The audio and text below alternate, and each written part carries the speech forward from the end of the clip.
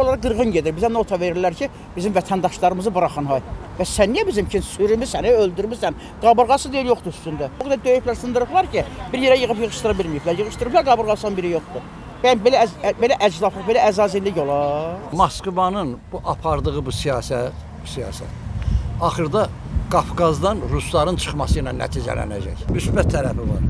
Rusları Azərbaycandan çıxartmaq. Kim bizim dilimizi, bizim dövlətimizin qanunlarına hürmət edir, qalsın yaşasın, nə deyirik. Amma indi Rusiyada 25 il bundan qabaq cinayət olub, heç o adamın günahı yoxdur. Özü də Ağdam qaçqınıdır. İki qardaşı öldürüblər, ikisi də bir-birinə bənzər. Atasını döyüblər, atasının ürəyində sent var. Rus vəhşidir də, vəhşi. Belə şey olar. Biz Rus 300 il bizim hesabımıza yaşayıb, bizim neftimizin. Bax, Rusun özü deyir ki, 41-ci ildə müharibə olanda 100 dənə texnikanın 70'i Azərbaycanın benzi ilə işləyib. İndi bizə pis sözlər deyirlər. Burada bir belə urus var. Gör birinə incidirik. Çünki biz humanist millətiyik.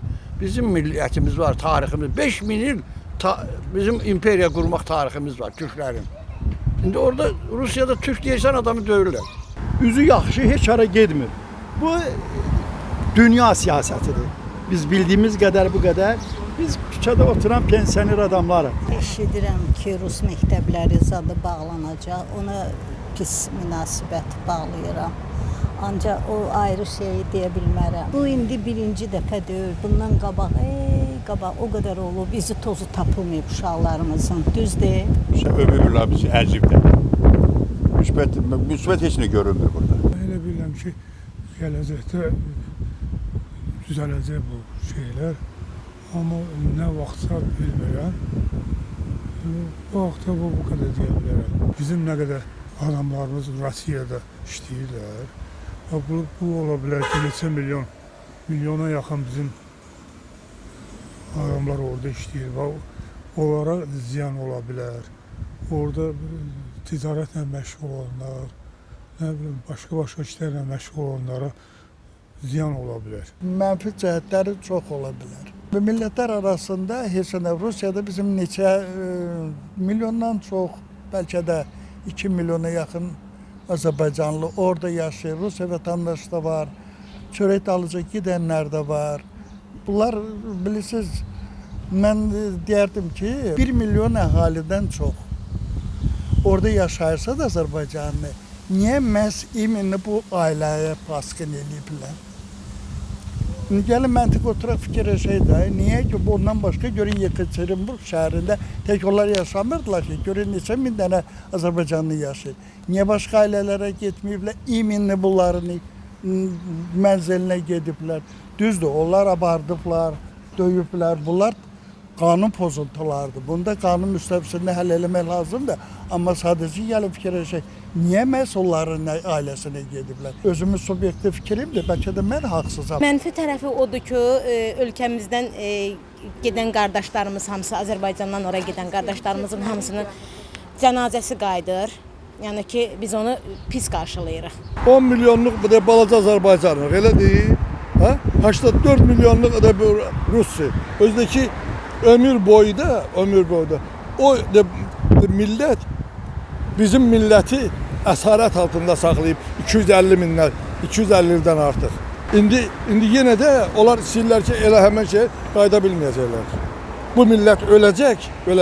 Bundan sonra əsarətə düşməyəcək. Orada Ruslar, bizim Azərbaycanlılar qırırlar. Biz də məcburam, mən də Azərbaycanlı görəndə, məsələn, burada Rusu görəndə, Rusya pis münasibət göstərirəm.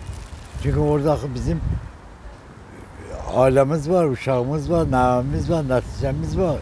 Onlara görə biz onlara pis baxırıq burada. Burada ayrı-seçkilik olmasa hər şey yaxşı olar. Bu dedilər neçə bənddən ibarət bəyannamə qəbul ediblər Rusiya ilə Azərbaycan ilə. Orada bütün punktlar yazılıb da ki, belə, yəni əlaqələrimiz belə inkişaf eləməlidir. İndi Rus deyir, bunun hamısını pozur, heç vecinə dağılmır, heç bizi adam yerinə qoymur. Biz nə qədər yaltaqlanmalıyıq görürsən Rusiya, mən nə bilim Trumpa, mən nə bilim Netanyahu tərəfini saxlamalıyıq. Niyə saxlamalıyıq? Cuhuda söyüb deyirlər, niyə söyürsən? Ora bizə kömək eləyib, bizə kupolu veriblər ki, bizə bomba düşməsin. O bala pulla verib də, onun növtün deyir, 60%-ni biz verib benzin, havaya verməyib ki, elə deyil. Başqaları da versin, bizə niyə verirdi ki? Ermənistana verərdi də, niyə bizim qaşımıza gözümüzə aşıq olub? Biz bala heç vaxt adam yerinə qoyulmamışıq, yenə də qoyulmuruq. Ruslar nə yazır bilirsiniz kommentlərdə?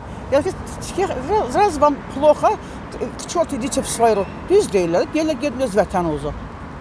Sən burada şərait yarat ki, sənin vətəndaşın burada otursun, burada yaşasın. Niyə Rus uşaq pulu verir? Bir uşağa neçə manat, iki uşağa neçə manat, üçüncü uşağa da xanım bilirsiniz yəqin. Ev verir, git ev al ginən, dağ çağıl ginən ki, uşağın orada yaşasın. Hə, Rusdur. Hə, burada niyə elə? Bizdə niyə yoxdur ki o şeylərdə?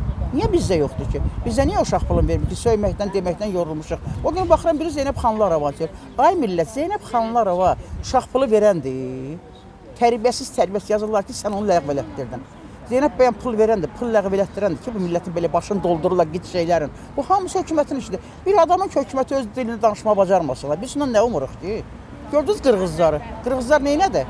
Dedi 60% mənim öz dilim olmalıdır. Hansı məmur bilmirsə mənim dilimi, onu işə qoy bizim, işdən çıxardacaq.